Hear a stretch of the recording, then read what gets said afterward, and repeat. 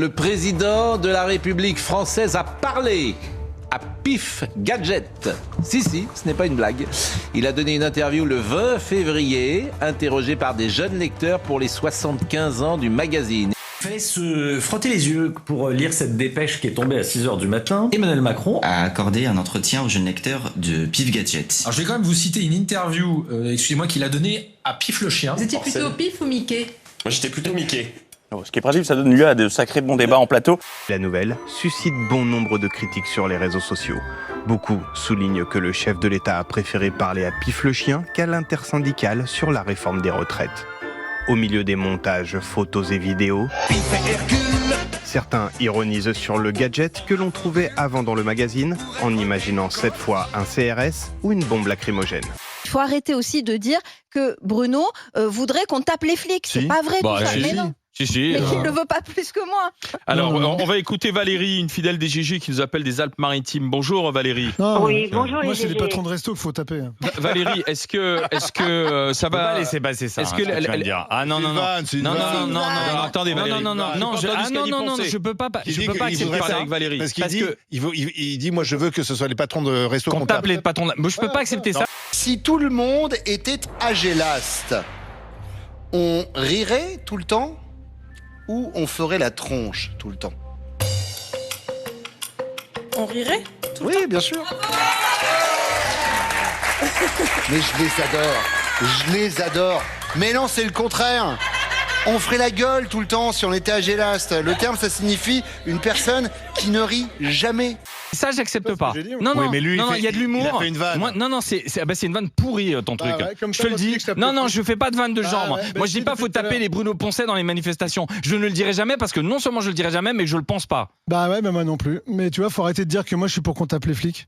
Même si je les aime pas plus que ça, moi je pense pas que c'est ce que j'ai dit. J'ai pas dit que t'étais pour. Si. J'ai dit que tu ne condamnes pas les violences des manifestants à l'encontre des fonctionnaires de police. Ce n'est pas pareil. On apprend que le personnage de BD préféré du président, c'est Lucky Luke. Qu'enfant, il avait un doudou, un lapin qu'il a perdu et que devenir président n'était pas un rêve d'enfant.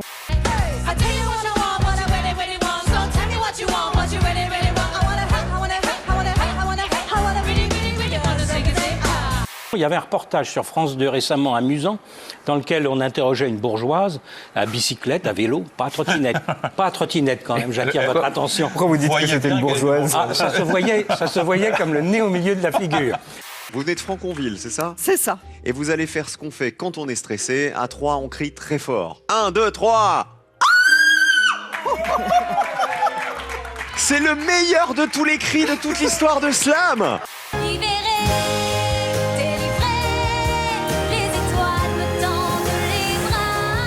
Qu'est-ce qu'elle disait, cette bourgeoise de Clamart? France 2 faisait un reportage pour s'intéresser à ce que pensaient les électeurs Macron de la présidentielle.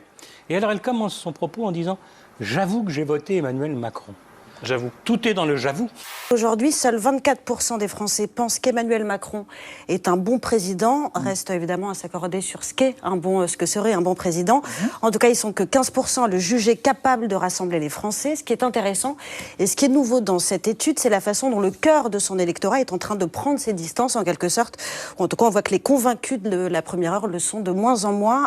Comme disait Richard Cœur de Lion, à vaincre sans péril, on triomphe sans gloire.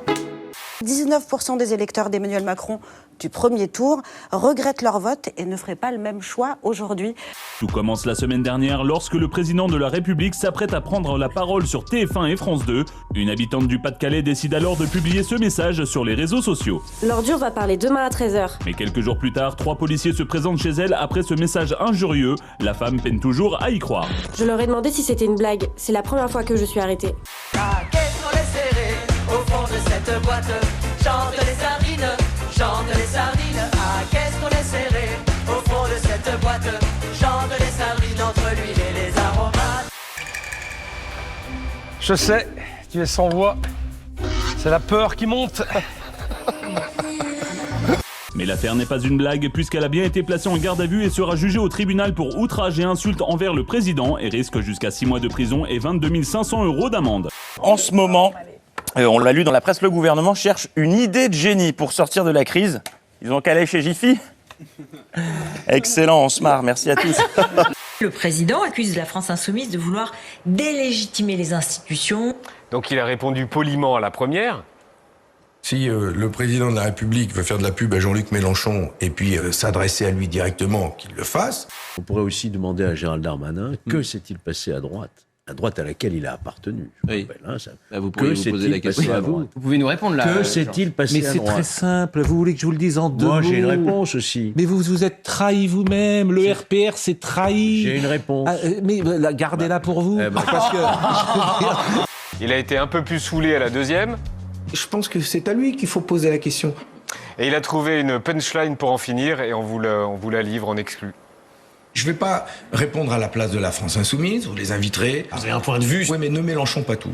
Pouvez-vous quitter votre poste en plein mandat et comment ça se passerait si vous le quittiez, lui demande Mélina, qui est une élève de 4e. Ce n'est pas mon souhait. Si tu le quittes, c'est qu'il peut y avoir une énorme crise et que tu es empêché. À ce moment-là, tu remets ton mandat aux Français et le peuple vote à nouveau. Le président Macron n'exclut donc pas de partir un jour sans retour et effacer son amour sans se retourner. Ne pas regretter, penser à demain, recommencer, partir, pourquoi pas, pour Colombey, les deux églises. Qu'aimes-tu dans ton métier, lui a demandé un jeune lecteur. L'échange, lui a répondu Emmanuel Macron. L'échange avec lui-même peut-être, l'échange avec lui-même sans doute. Si maintenant le président de la République donne des infos importantes dans la presse jeunesse ou spécialisée, ça va se compliquer. Petite astuce pour que tout le monde comprenne tout du contexte actuel et ne loupe rien. Je me suis procuré le plan presse du président. Il dévoilera le plan immigration dans le journal de Mickey, puis détaillera ses projets pour la France dans Cheval Magazine. Et enfin, il adressera un message d'apaisement aux syndicats dans Pêche de mer. Voilà. Madame Borne prendra la parole ces prochaines heures dans Astrapi, Bruno Le Maire dans Fripounet et Gérald Darmanin dans Rahan.